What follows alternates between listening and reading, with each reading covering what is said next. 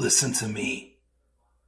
If there was a wise man who would ever think of this, they would say in order to be superior to the man, you've got to be the man.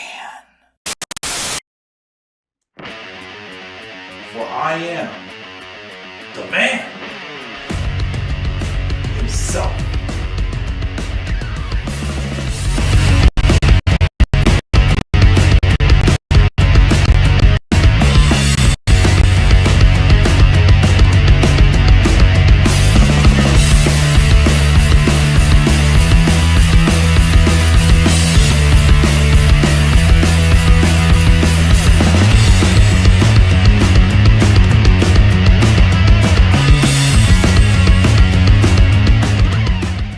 Hello, one and all, and what are you guys, I can't talk now, it's already late at night.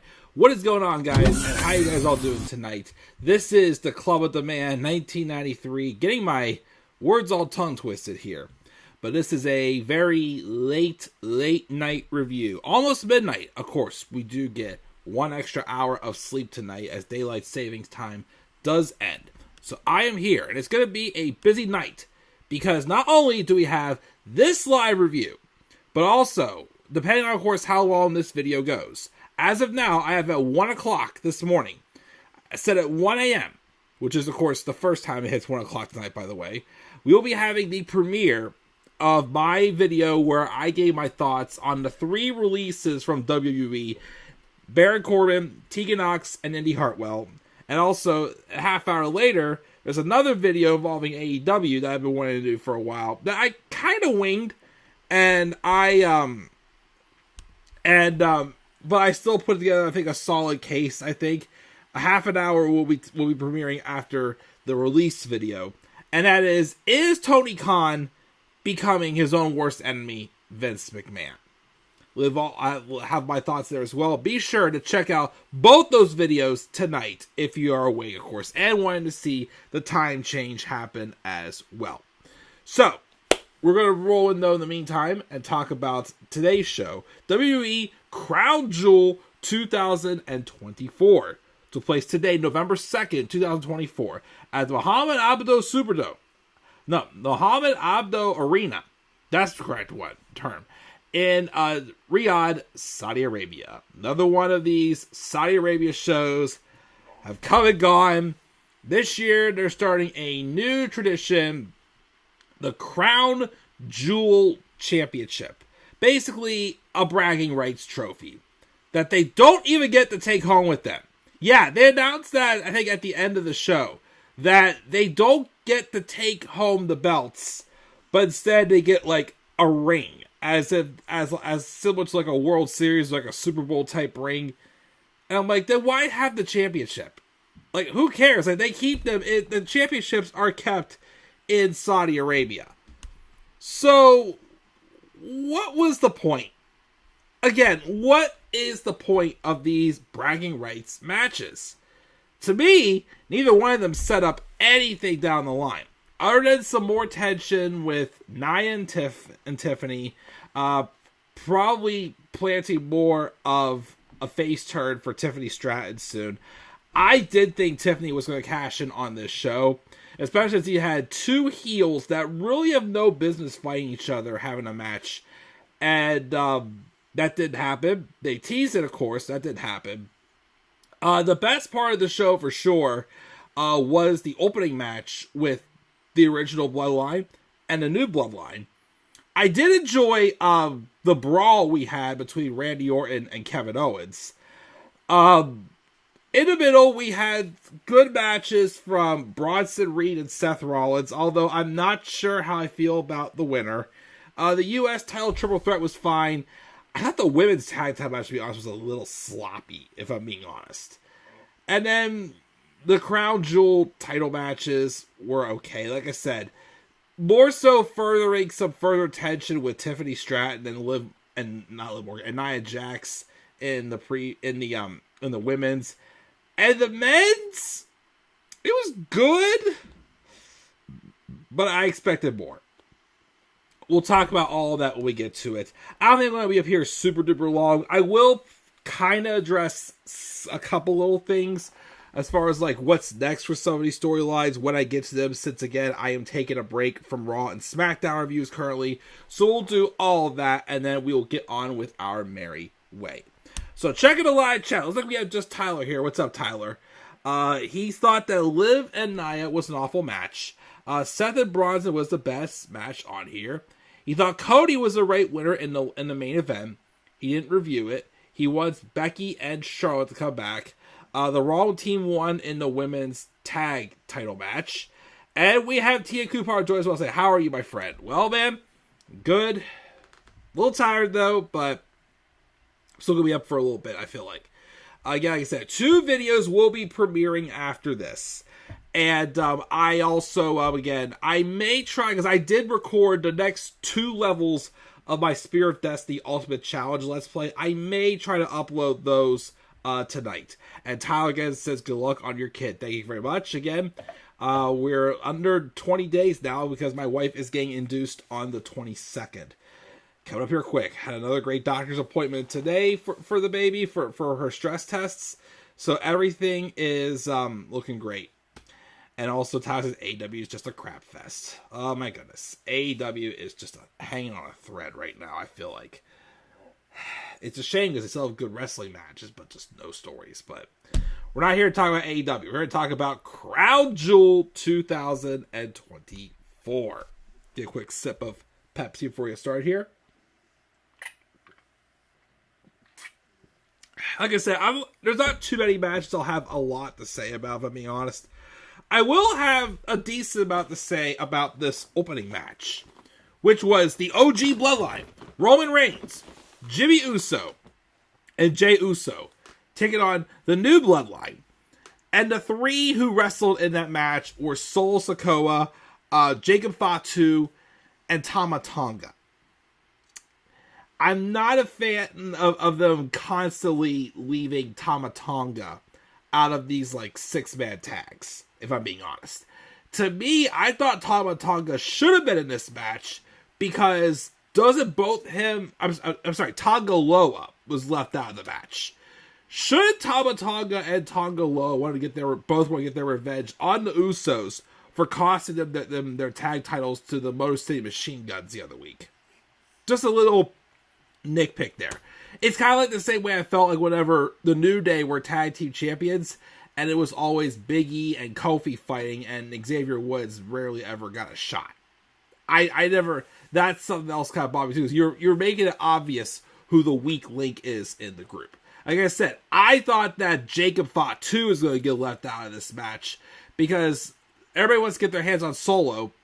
And Solo's trying... I think they've been silently telling the story where they don't want... Solo doesn't want Jacob Fatu to be outshining him. And then, of course, though, with the OG Bloodline, we have... obviously some unfinished issues that Jey Uso has with Roman, and even his brother Jimmy.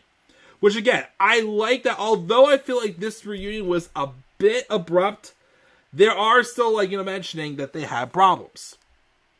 And that's what they needed to continue the story to make me more excited going into Survivor Series. And needless to say, this match did exactly what it needed to do. First off, I like the fact that they had Roman and Jimmy come out together, but Jey came out completely separate.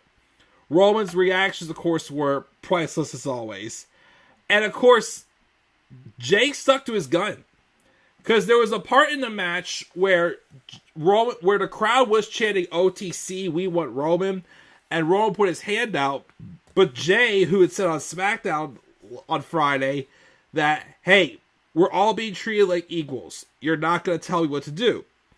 And because Roman was basically telling Jey, come on, tag me in, Jey said nope, and he tagged in Jimmy instead. Already teasing some cracks right there.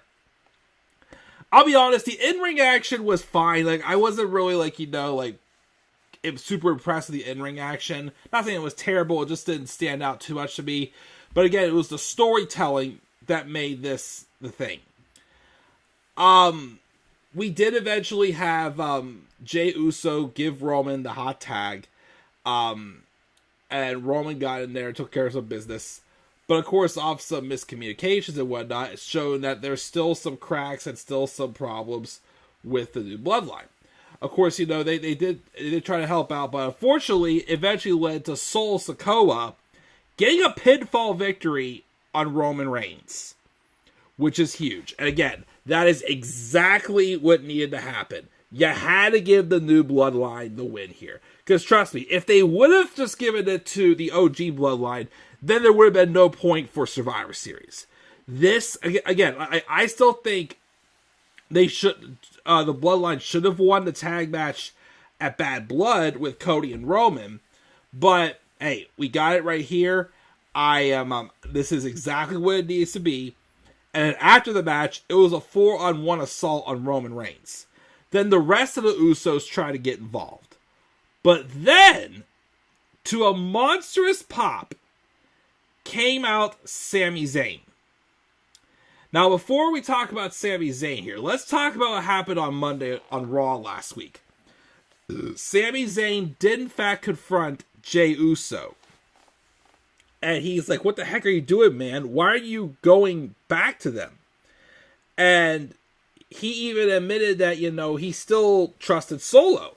Because other than, Solo doing Roman's bidding work for him, he has no problems with Solo. Which he's very true. He's telling a lot of truth there. And later tonight, when Jimmy wanted to go talk to Sami, he sees Sami talking to Solo Sikoa. So I kind of like that Sami having a valid point there with, although, Solo right now is the heel, Roman's still the one that's done the most damage. And right now, Roman is basically getting everything that's coming to him. Because everybody told him, once you drop the title, you'll be a chief without a tribe, basically. And that's pretty much what he is. Everything around him is just broken. So getting Sami back involved in the storyline was great. And the way they're doing it is awesome. Because to me, it should have been a storyline where it's kind of like, it's been a while since we've had a storyline for like a Survivor Series or a War Games match where both teams are kind of fighting over a teammate. And I thought they were going to get that a little bit more in the storyline. It doesn't look like that's the case, though. Or so could be. Because Sami came out. He stopped the Bloodline from attacking Jey. And he goes to embrace Solo. But instead, he then provokes a brawl again on him. As Sami Zayn turns on Solo. And then, basically, there's a big beatdown and whatnot, and the Bloodline, it gets down to the OG Bloodline surrounding Solo Sikoa. But then Sami Zayn was hyped up for a haluva kick, and Roman was trying to go for a Superman punch, but instead, they both ran at Solo. Solo got out of the way, and then Sami and Roman collided into each other. Well, Sami got wrong with the haluva kick. So obviously showing these unresolved issues are not going to have the OG Bloodline standing firm if they don't get to take care of. That, again, other than a couple little like nitpicks I had there, chef's kiss. Because that opener was exactly what needed to happen to get me invested in this Bloodline storyline. Heck, Sami Zayn can come right back around and say, I tried to help you guys, but, miscommunication, and it's just not going to work. He could still, try to be recruited by Solo Sikoa for his team. I have a feeling, though, and this is what I think is going to happen, because I really feel like the men's match usually always has 5 people in it. Either it's going to be The Rock and Hikuleo, or, I hate to do it this way, it could be Cody Rhodes and Kevin Owens for the new Bloodline teaming up together. Kind of like how it was with Drew McIntyre last year with Judgment Day. He doesn't like Judgment Day, but they still have a common enemy, so he still agreed to be on their team for War Games. They can still do that. Or it could be like The Rock reveals he's behind the new Bloodline. He turns heel, and then he doesn't want to fight a War Game, so Kevin Owens replaces him. Or they could have The Rock be the 5th member. He turns on the OG Bloodline and reveals it was him all along. A lot of options right there. But I definitely love the way they've reinserted Sami back to the storyline. Have things been a wee bit abrupt? Kind of a little bit. But I still also think that they're making up for it with what they did with this match at Crown Jewel. So, the new Bloodline win. OG Bloodline is struggling right now. And that's what exactly the story they need to tell. So I look forward to see what is next for all 7 of those men. Or 8. Whichever. Yeah, all 8 of them. Probably 10 at some point. Who knows?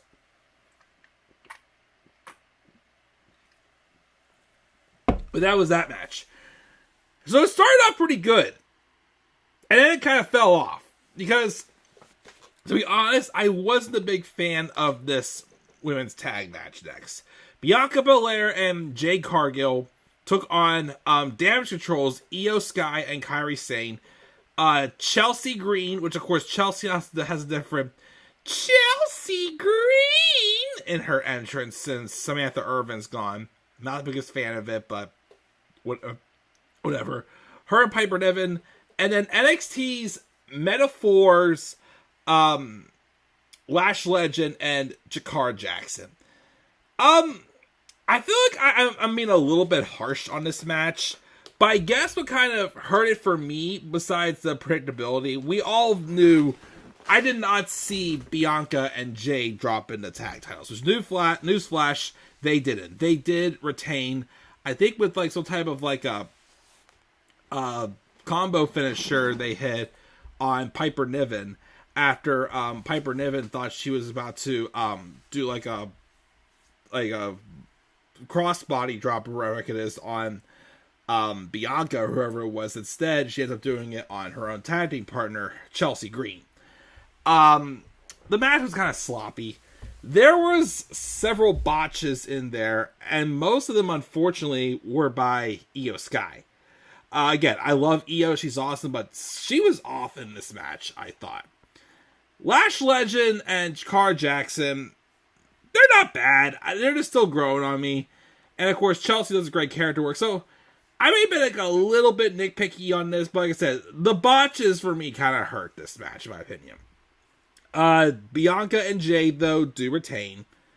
Nothing else really happened. Who fights next for the tag titles? I don't know.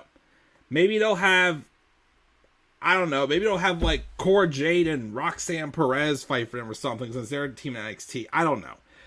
I also gotta be honest, I have no clue what direction they're gonna go with for the women's War Games match.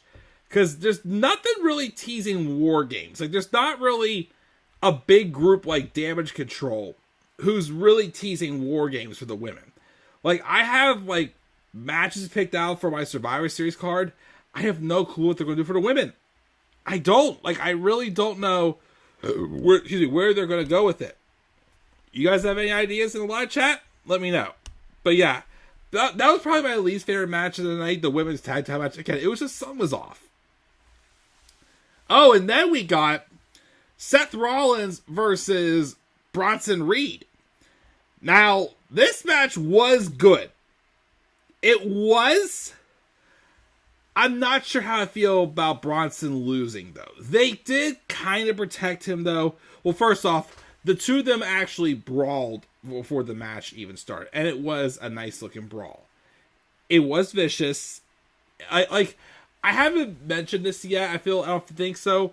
But the booking of Bronson Reed has kind of reminded me of when Samoa Joe was running Rampage trying to get a rematch for the NXT title against Shinsuke Nakamura. The way they're booking Bronson now reminds me of that.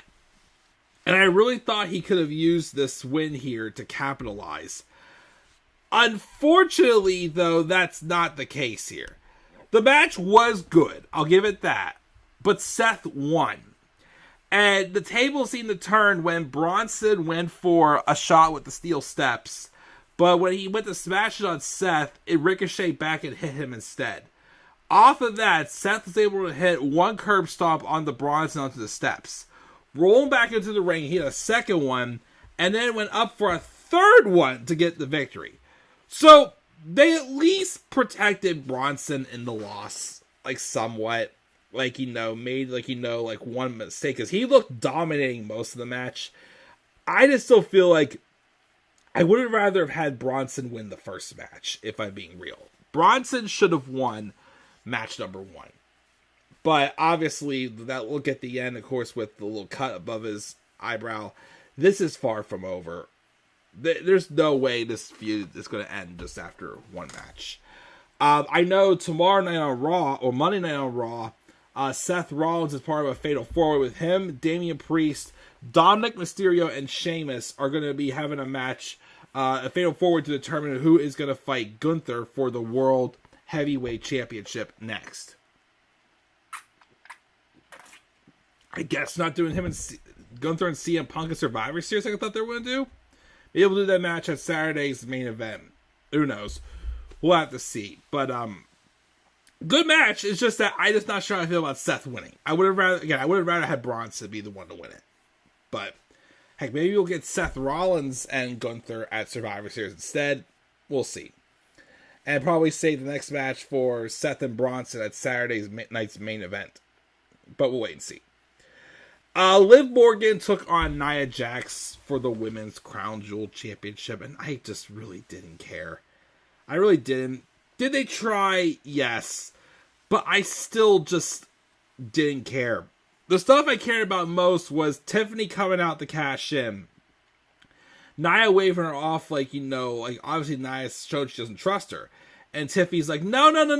I was going to cash in on Liv, not you. But Nia's like, it's not the time. So obviously she's had a little bit of change of heart.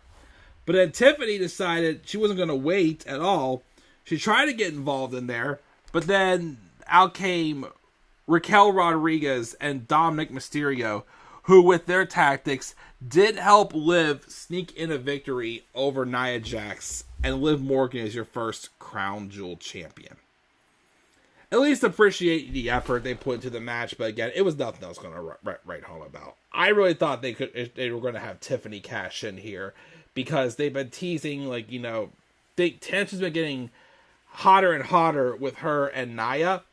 So it's kind of a point where it's like, you kind of have to move on in the story now, if they're not just keep teasing left and right, but who knows. So Liv Morgan won the Women's Crown Jewel title. And then Kevin Owens and Randy Orton didn't have the match. They just had a brawl. They brawled all over. Well, it all started with Kevin Owens came out first with wearing a Bob Orton shirt. Randy Orton, of course, got a huge reception of a welcome. And then Kevin Owens attacked him with a steel chair, and they both just literally went at each other. Brawled over the arena. Adam Pearce and Nick Aldis tried to get involved, but Randy did RKO Adam Pearce, who sold like $1 million, so this is far from over as well. If Kevin Owens is not inside War Games, I'm pretty sure he will be having a match with Randy Orton at Survivor Series. Or some other time, who knows, but they're definitely planting seeds. They just got to roll even deeper with it, for sure, with this Kevin Owens heel turn. Bring back the package pile driver, please.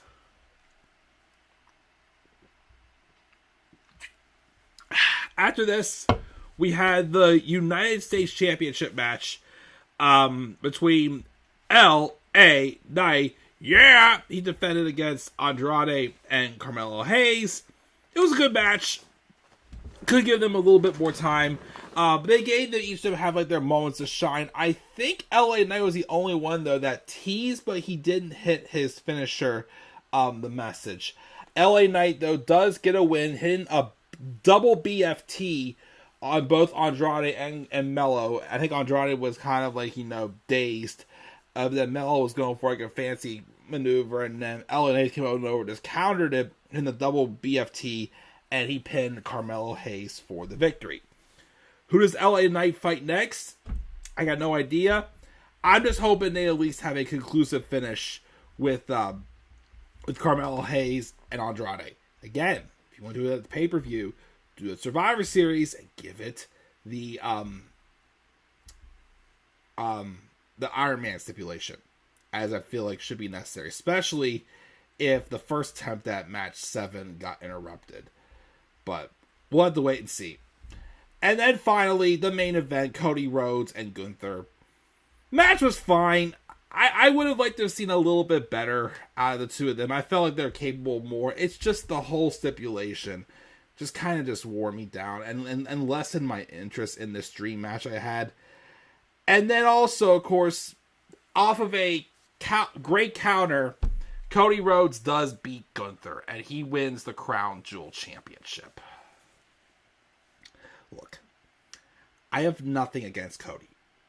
I really don't. I'm glad that he wants to step up. He's determined to be the best.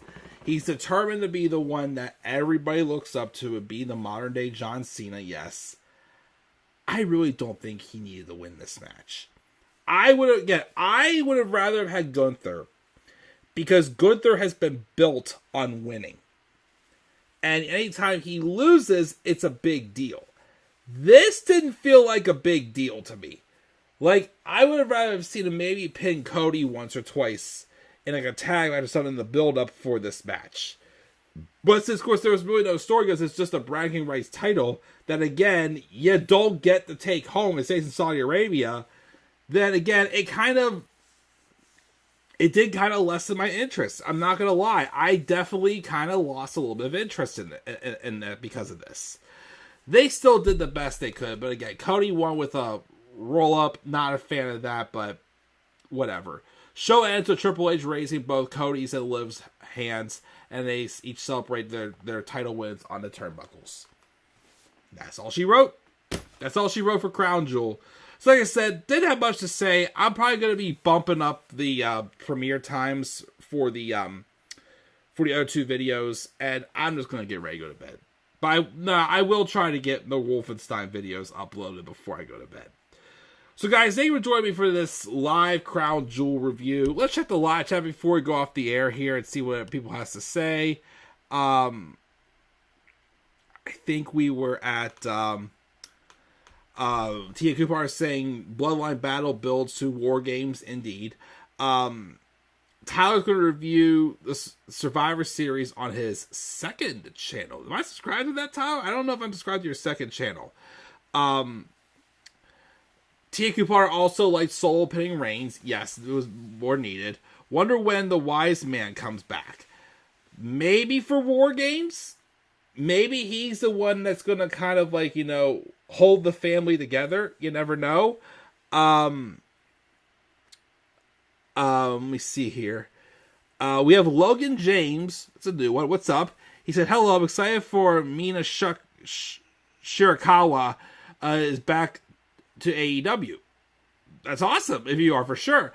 I wonder, I didn't get to watch, I don't watch Collision anymore, but I wonder if she's going to get involved with the not Tony Storm, with Mariah May's title reign.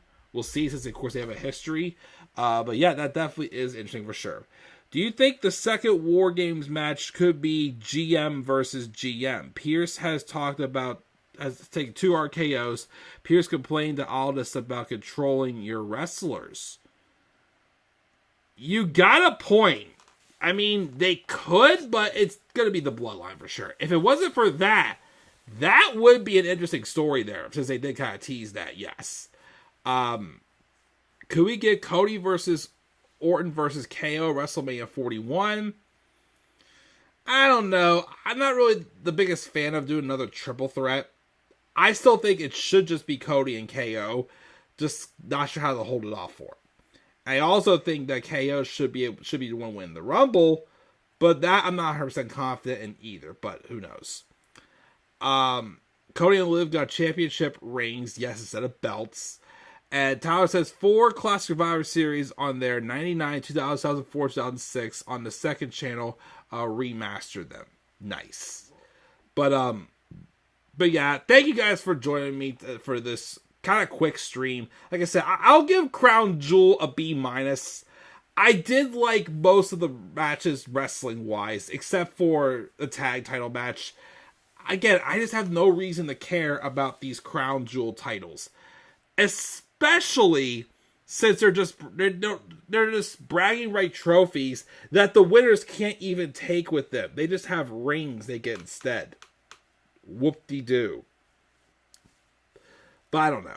And I still think, again, I'm sorry, I really think Gunther should have won that main event. Because again, Gunther only loses when it's a huge deal. And I just feel like, if me personally, I feel like Cody's better at telling a story through a loss than Gunther. Gunther is built on winning. And yes, I appreciate they try to protect him, but I just still wasn't a fan of it. But that's going to do it here, guys. I'm going to wrap this up. Thank you to TN Couponer, Tyler, and Logan James for all joining me live here. Again, don't know when the next live stream will be. Probably Survivor Series. But again, just keep an eye out for more content to come. Again, I am taking a break from Raw and SmackDown reviews next couple of months. But again, still more content's going to come, like my 2 topic videos with the releases from yesterday. And also from the my thoughts on if I think Tony Khan is becoming Vince McMahon. The only video to maybe expect tomorrow, besides more Wolfenstein videos, I'm going to try to review episode 6 of the Vince McMahon docuseries. Get that finished up with tomorrow as well. And as always, guys, just stay tuned for more to come as well. So, guys, what are your thoughts on this review of Crown Jewel? Leave your guys' thoughts down in the comments section below. What grade would you give it? Slap a like on the video and subscribe for more content on my channel. Follow me on Twitter as well, The Club of the Man 93. You can also follow me on TikTok and Instagram at Club of the Man 1993. And until then, guys, I'm checking out. I will catch you all later. Have a great rest of your night, and do not forget, in order to be superior to the man, you've got to be the man. And for I am the man himself. And that is not just an opinion, my friends. That is a fact of life. Yeah!